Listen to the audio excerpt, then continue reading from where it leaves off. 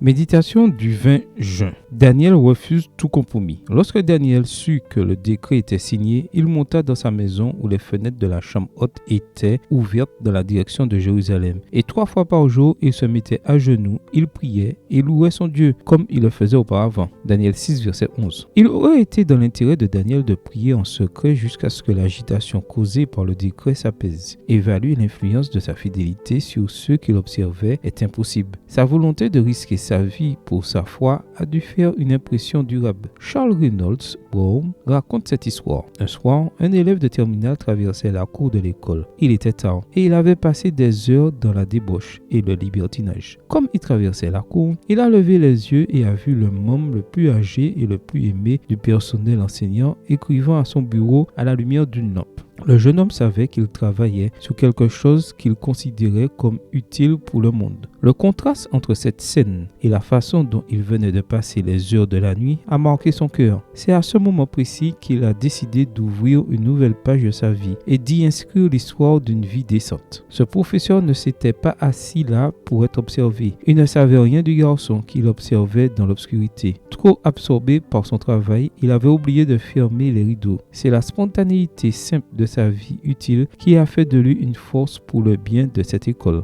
Extrait du livre World Talks de Charles Reynolds Brown, page 91. 2 hommes à 2 fenêtres, l'un prophète de l'Antiquité, l'autre professeur des temps modernes. Mais tous deux ont exercé une influence remarquable sur les passants. Que nous le voulions ou non, nous passons une grande partie de notre vie devant des fenêtres que les gens regardent pour voir comment nous vivons. Quel genre de vie as-tu devant les fenêtres de ton monde? Ton témoignage peut faire la différence dans la vie de quelqu'un qui t'observe. Ne manque pas l'occasion d'être une lumière au milieu des ténèbres. Sois comme Daniel, comme le professeur, comme Jésus. Amen. Bonne journée à toi et que le Seigneur te bénisse.